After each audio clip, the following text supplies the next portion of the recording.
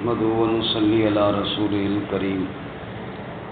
معزز سامعین، گزشتہ درس 28ویں پارے میں سورۃ المنافقون تک ہوا تھا۔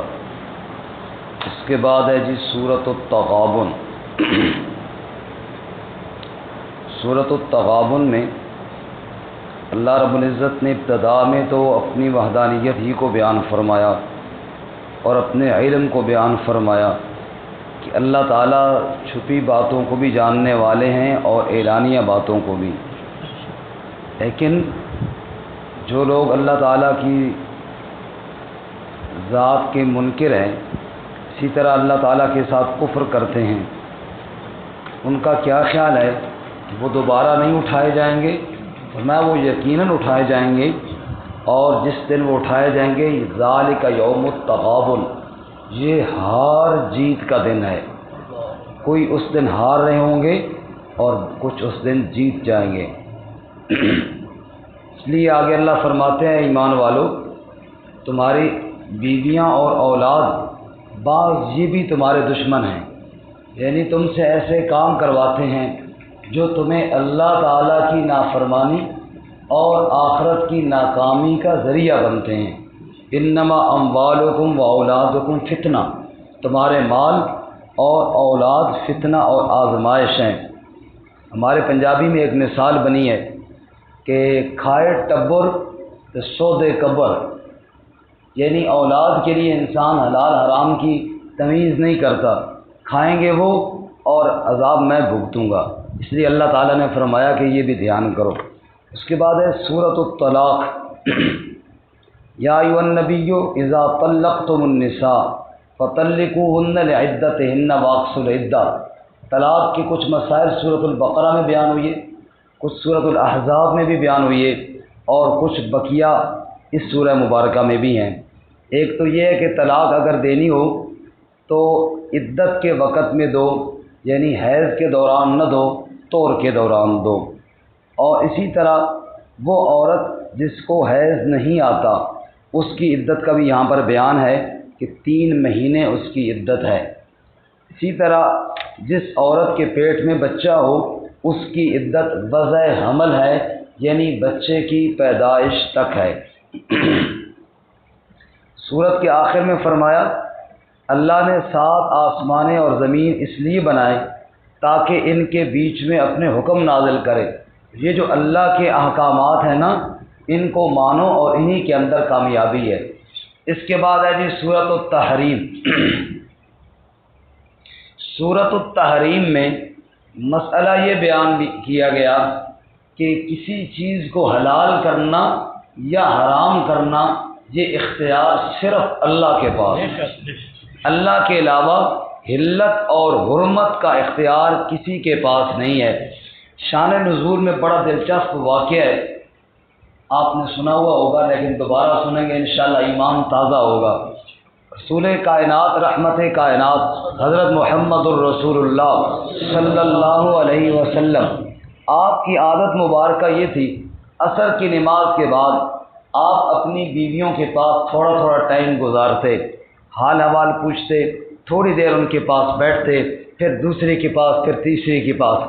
ہر بیوی کی یہ خواہش ہوتی کہ اللہ کے نبی میرے پاس ٹائم زیادہ گزاریں۔ اسی لیے کہتے ہیں نا سیانے لوگ کہ بیویاں زیادہ ہوں تو ہر ایک کی خواہش ہوگی کہ میرے پاس ٹائم زیادہ گزاریں۔ بیوی ایک ہوگی اس کی خواہش یہ ہوگی کہ کدو جان چھوڑے اور گھروں باہر نکلے۔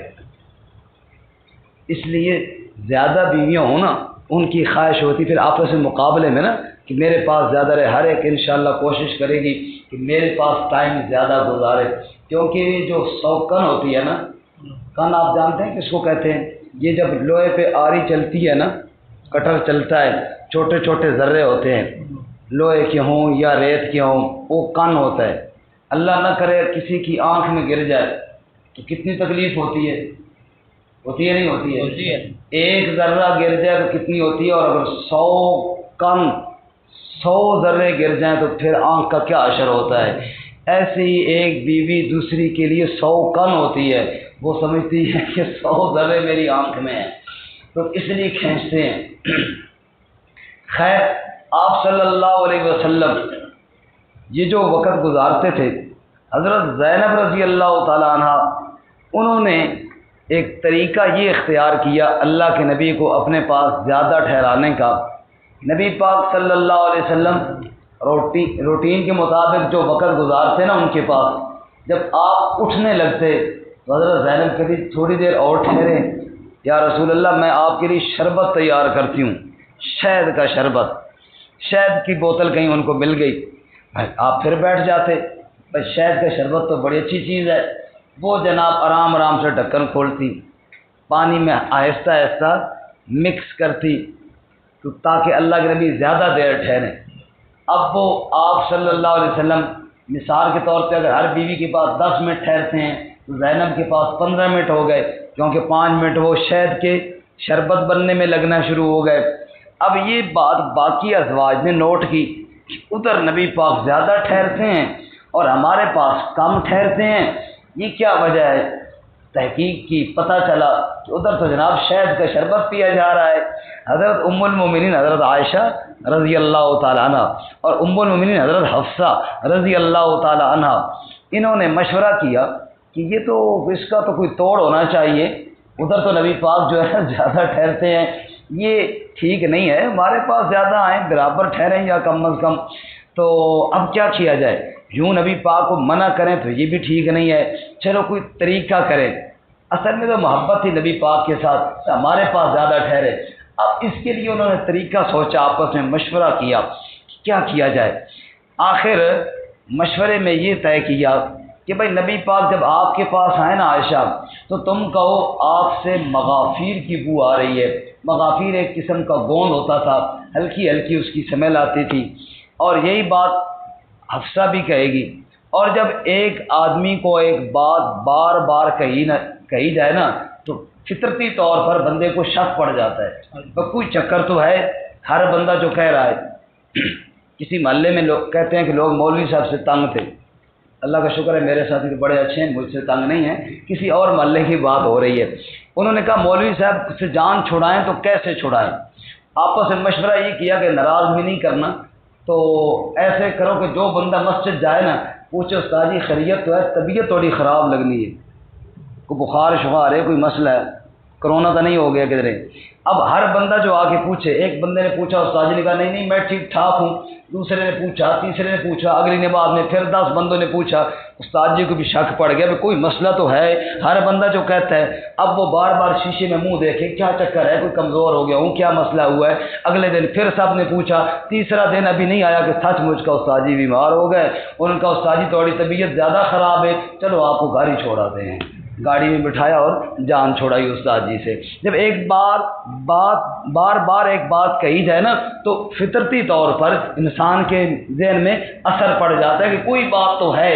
اسی لیے اللہ کے نبی صلی اللہ علیہ وسلم فرمایا نا بیمار کے پاس جاؤ تسلی کے جملے کو، نہیں ماشاءاللہ کافی بہتر ہو جی، بالکل اچھی طبیعت ہو گئی آپ کی، آپ کے تسلی دینے سے تقدیر کے فیصلے تو نہیں تبدیل ہوں گے، اتنا ضرور ہوگا کہ بیمار کو تسلی آ جائے گی، ذہنی طور پہ جو بندے کی کمزوری ہوتی ہے نا وہ دور ہو جائے گی۔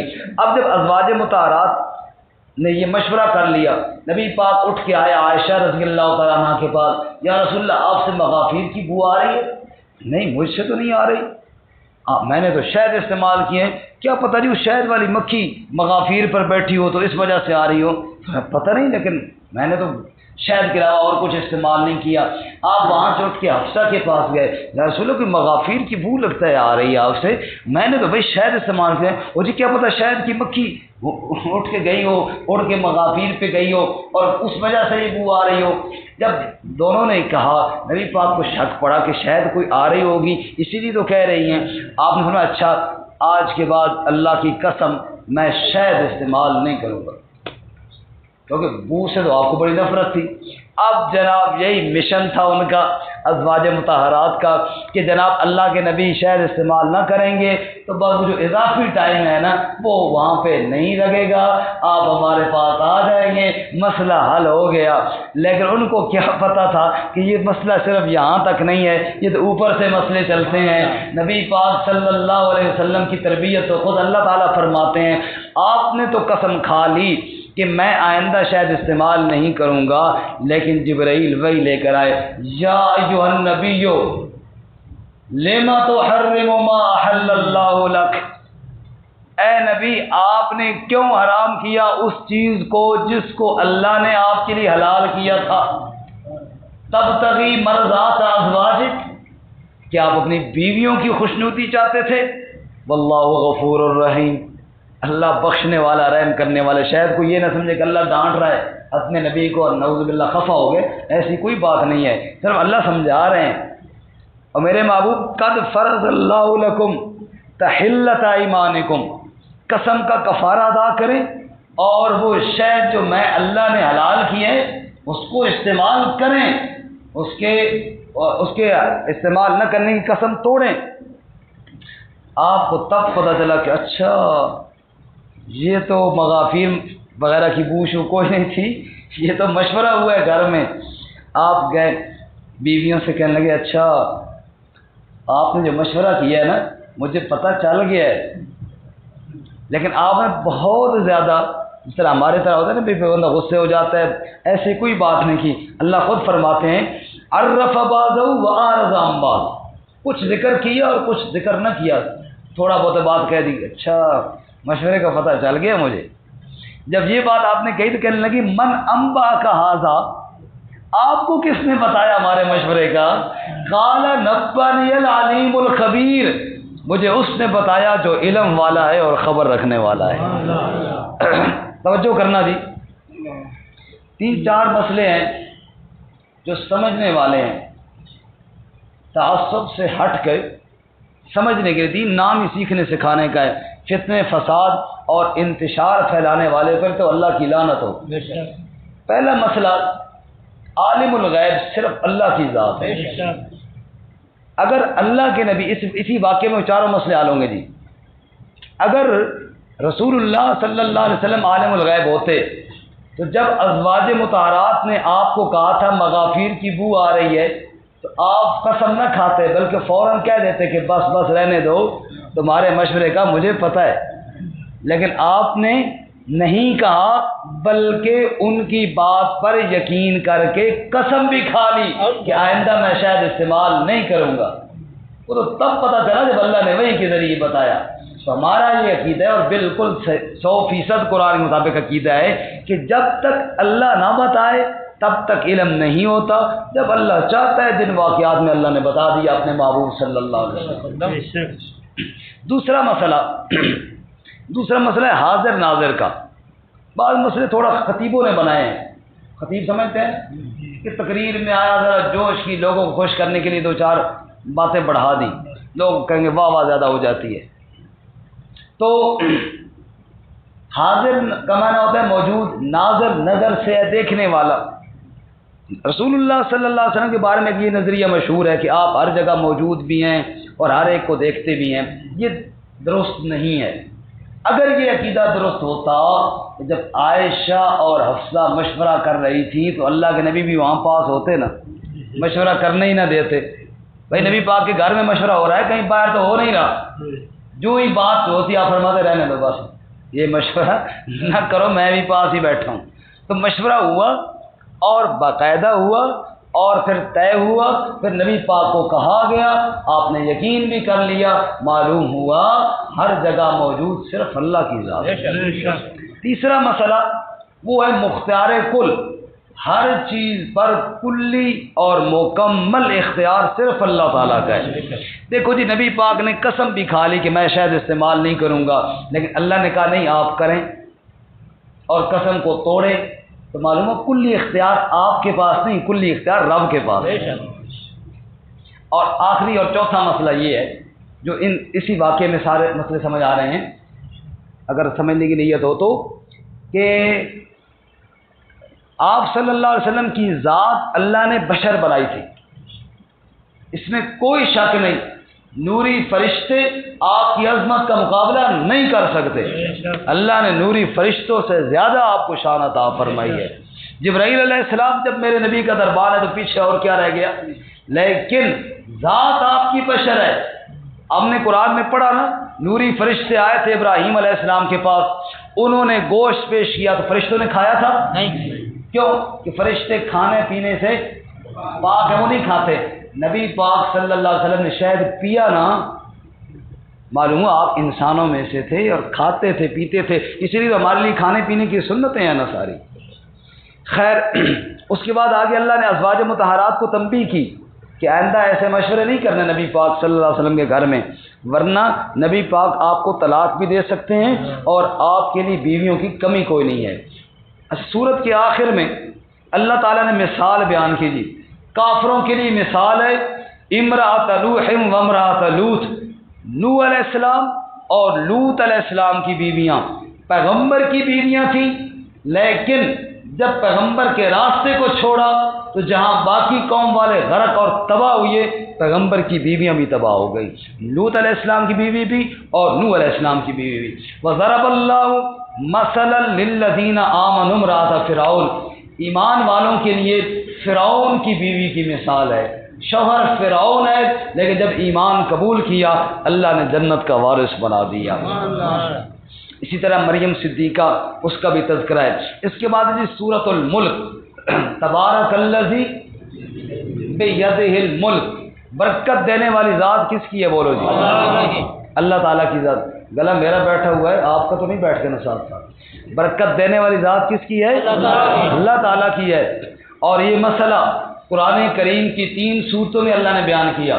سورہ فرقان میں 1، تبارک الذی نزل الفرقان علی عبدہ، سورۃ الرحمن میں 2، تبارک اسم ربک ذی الجلال والاکرام، سورۃ الملک میں 3، تبارک الذی بیدہ الملک، برکتیں دینے والی ذات کس کی ہے؟ یہ بات الگ ہے، اللہ رب العزت نے نیک اعمال کو برکت کا باعث بنایا ہے۔ نیک لوگوں کو اللہ تعالیٰ نے، وہ نیک اعمال کرتے ہیں، اللہ برکتیں عطا فرماتے ہیں، لیکن برکت دینے والی ذات صرف اللہ تعالیٰ ہے۔ دیکھو زیتون کو بھی شجرۃ مبارکہ، برکت والا درخت کہا گیا ہے۔ سحری کے کھانے کو بھی برکت والا کھانا اللہ کے نبی نے فرمایا ہے۔ اسی طرح عجوہ کھجور کو بھی برکت والا درخت فرمایا گیا ہے۔ یہ چیزیں برکت والی ہیں، لیکن برکت دی کس نے ہے؟ یہ بات سمجھنی ہے۔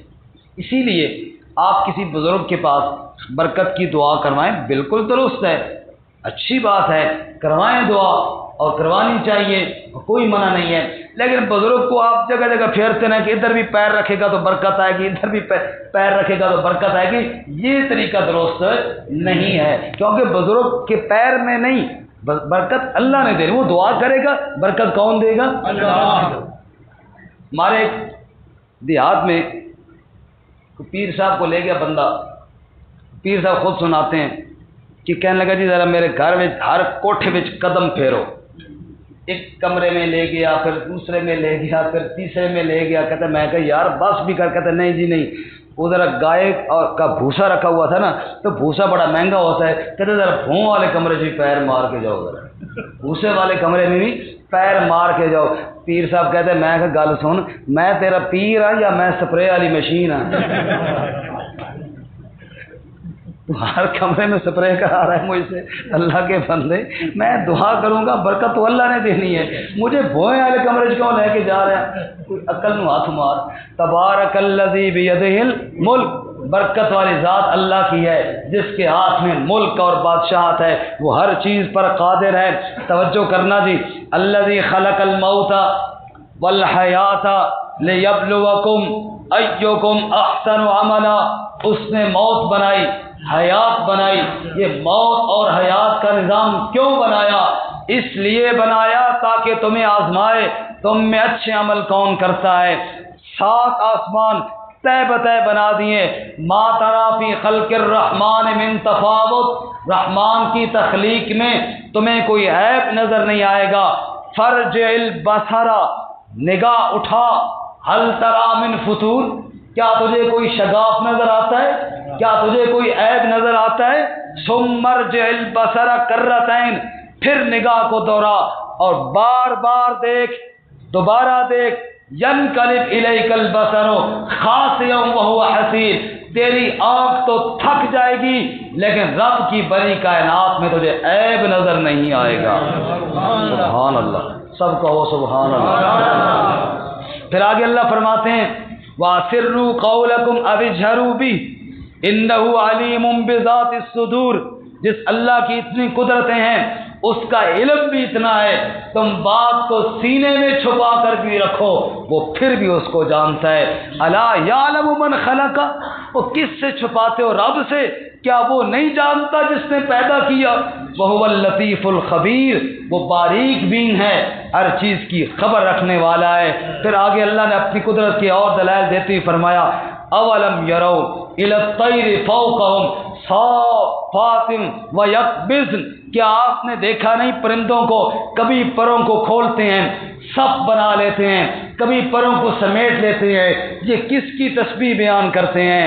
मा युमसिकुहुन्ना इल्ला रहमान, ज़मीन के ऊपर आसमान से नीचे फिजा में इनको किसने उड़ना सिखाया? रहमान ने उड़ना सिखाया। और ओ दुनिया वालों, रिज़्क अगर अल्लाह रोक ले कौन है जो तुम्हें रिज़्क देगा? अगर अल्लाह ने तुम्हारी कानों को, आँखों को और दिलों को बनाया है, बताओ एक सवाल का जवाब दो।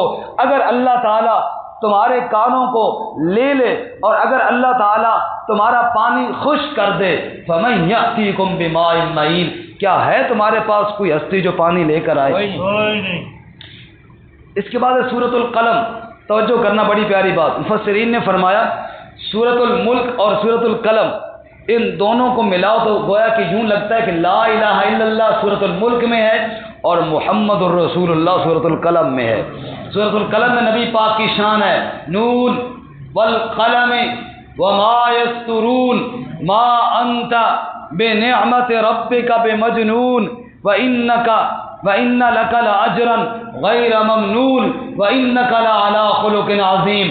मेरे महबूब, ये आपको दीवाना कहते हैं? नऊज़ बिल्लाह, मैं अल्लाह कसम खा के कहता हूँ आप दीवाने नहीं, आपके लिए तो मैंने अजर तैयार रखा है और आप तो बड़े अखलाक के ऊपर फायज हैं।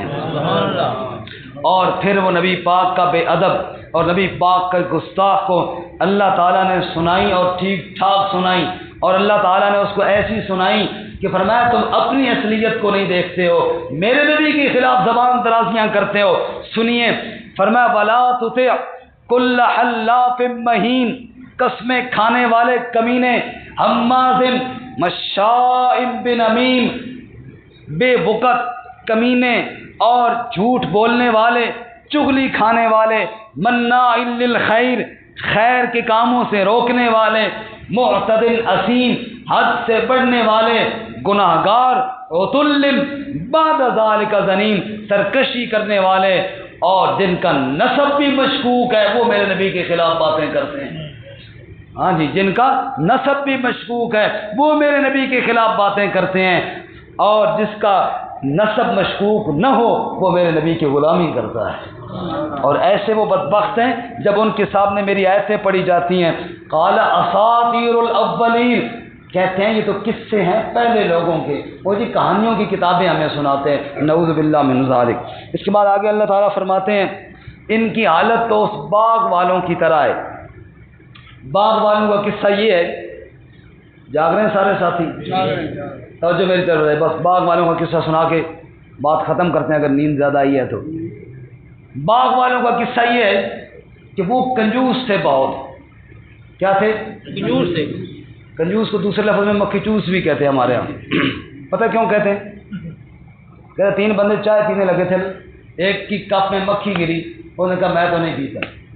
दूसरे की कप में गिरी, उसने कहा मक्खी निकालो चाय तो पियो। और तीसरा था मक्खी चूस, उसने मक्खी निकाली और उसने कहा मक्खी के साथ जो चाय लगी है ये ज़ाया ना हो जाए, इसको भी चूस लूँ। उसको कहते हैं कंजूस मक्खी चूस। बाग वाले मक्खी चूस थे जी। उन्होंने कहा बाग तो है लेकिन फल में से गरीब को नहीं देंगे हम।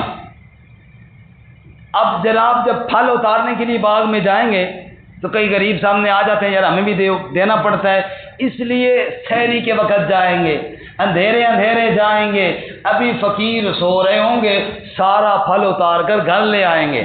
अल्लाह फरमाते सुनो जी, वो चले فانقلبوا چل پڑے وہ، اور وہم یتخافتون اور چپکے چپکے باتیں کرتے تھے، کیوں کہ اللہ یدخلن الیوم علیکم مسکین، کوئی مسکین نہ سن لے اور مسکین مانگنے نہ آ جائے اور اللہ کے نام پہ کچھ دینا نہ پڑ جائے۔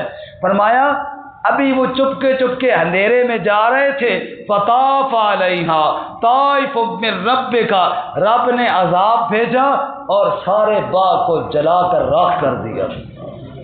اب جب وہ باغ میں پہنچے نا تو کہنے لگے یار غلطی میں اندھیرے میں شاید کسی اور طرف آ گئے، باغ ہی کوئی نہیں ادھر تو۔ پھر جب دیکھا کہنے لگے نہیں جگہ وہی ہے، بل نحن محرومون، ہمیں محروم کر دیا گیا ہے۔ اب ایک دوسرے کو لعن طعن کرنے لگے۔ اللہ فرماتے ہیں کذالک العذاب، میری پکڑ اور عذاب اس طرح آتا ہے، ولا عذاب الآخرت اکبر، اور آخرت کا عذاب تو بہت بڑا ہے۔ سنیے میرے بھائیوں، سمجھنے کے لیے غور کرنا، زکوٰۃ روکنے والا، عشر روکنے والا سوچے کہ اگر مال میں سے میں نے زکوٰۃ نہ دی اور عشر میرے اوپر لازم تھا، میں نے عشر نہ دیا تو جیسے ان کا باغ اللہ نے ہلاک کیا، اللہ فرماتے ہیں میں دنیا میں بھی مال برباد کر دوں گا۔ کہیں نہ کہیں ایسی تباہی میں پھنسے گا نا بندہ کہ مال ضائع ہو جائے گا۔ اور ولا عذاب الآخرت اکبر، آخرت کا عذاب تو بہت بڑا ہے۔ اور آخر میں اللہ فرماتے ہیں لو کانوا یعلمون، کاش کے لوگ جان لیں اس بات کو۔ اس کے بعد آگے اللہ فرماتے ہیں جیسے زکوٰۃ اور غریب کا حق ضروری ہے، ایسی رب کا سجدہ بھی ضروری ہے۔ قیامت کا دن ہوگا، لوگوں کو سجدے کی طرف بلایا جائے گا۔ کچھ لوگ ایسے ہوں گے سجدہ نہ کر سکیں گے، خاشعۃ ابصارہم ترہقہم ذلہ، آنکھوں پر ذلت چھائی ہوئی ہوگی۔ یہ کون لوگ ہیں؟ ورنہ وقد کانوا یدعون الی السجود وہم سالمون، یہ وہ لوگ ہیں جن کو دنیا میں سجدے کی طرف بلایا جاتا تھا اور یہ اللہ کا سجدہ نہیں کیا کرتے تھے۔ نعوذ باللہ من ذلک۔ اس کے بعد سورۃ الحاقہ ہے جی، الحاقہ بھی قیامت کے ناموں میں سے ایک نام ہے۔ الحاقہ ایک حقیقت، ایک سچی بات۔ ملحاقہ کیا ہے وہ حقیقت؟ وما ادراک ملحاقہ، تمہیں کیا معلوم کیا ہے حقیقت؟ قوم سمود اور قوم عاد نے انکار کیا تھا، پھر پتہ ہے کیا ہوا؟ اللہ کا عذاب آیا، سخرها علیہم 7 لیال و8 ایام، 7 راتیں اور 8 دن مسلسل اللہ نے طوفان چلایا اور ان نوجوانوں کو اٹھا اٹھا کر پھینکا فٹ بال کی طرح، سروں کو آپس میں ٹکرایا اور پھر للکار کر کہا فَهَلْ تَرَىٰ لَهُم مِّن بَاقِيَةٍ، اب دیکھو کوئی باقی بچا تو سر اٹھائے نا۔ اللہ کے عذاب سے کون بچ سکتا ہے؟ رب کے عذاب کے ساتھ کون مقابلہ کر سکتا ہے؟ اس لیے آخر میں اللہ تعالیٰ نے 2 جماعتوں کا ذکر کیا۔ قیامت کا دن ہوگا، ایک خوش نصیب لوگ جن کے اعمال نامے دائیں ہاتھ میں ملیں گے، دعا کریں اللہ ہم سب کو نصیب فرمائے۔ اما من اوتیا کتابہ بیمینہ، جس کا اعمال نامہ دائیں ہاتھ میں ملے گا وہ خوشی سے کہے گا ہاؤم اقرؤوا کتابیہ، آؤ یہ میری کتاب کو دیکھو، انی ظننت انی ملاق حسابیہ، میں نے دنیا میں رب کی ملاقات کو یاد رکھا، آج میرے رب نے مجھے معاف کر دیا۔ اور دوسرا بد نصیب گروہ ہوگا جس کا اعمال نامہ الٹے ہاتھ میں دیا جائے گا، وہ کہے گا یا لیتنی لم اوت کتابیہ، ہائے کاش مجھے کتاب نہ دی جاتی تو اچھا تھا، ولم ادر ما حسابیہ، مجھے حساب نہ دینا ہوتا، ہائے یا لیتہا کانت القاضیہ، موت کہاں گئی، میں مر جاتا تو اچھا تھا، ما اغنا عنی مالیہ، میرا مال میرے کام نہ آیا، میری سلطنت میرے کام نہ آئی۔ وہ چیخ رہا ہوگا کہ رب کا حکم ہوگا خذوہ، پکڑو اس کو، فغلوہ، جکڑو اس کو، ثم الجحیم صلوہ، پھر دوزخ میں گھسیٹو اس کو، پھون ڈالو اس کو دوزخ میں، ثم فی سلسلۃ ذرعها 70 ذراعا فاسلکوہ، 70 گز لمبے زنجیروں میں جکڑ کر کھینچو اس کو دوزخ میں۔ اس کا کیا جرم ہے یا اللہ؟ فرمایا انہ کان لا یؤمن باللہ العظیم، پہلا جرم یہ ہے اس کے دل میں اللہ کی عظمت ہی کوئی نہیں تھی، اللہ کی عظمت پر ایمان ہی کوئی نہیں تھا۔ اور دوسرا جرم یہ ہے ولا یحض علی طعام المسکین، مسکین کو کھانا نہیں کھلاتا تھا۔ اور تیسرا جرم یہ ہے کہ اللہ کی کتاب کو کبھی شاعروں کا اور کبھی جادوگروں کا کلام کہتا تھا، نعوذ باللہ من ذالک، حالانکہ یہ رب کا کلام ہے۔ اس لیے آخر میں فرمایا فسبح باسم ربک العظیم، رب کے کلام پر یقین کر میرے محبوب اور اللہ کی تسبیح بیان کر۔ اللہ تعالیٰ عمل کی توفیق عطا فرمائے۔ اس کے بعد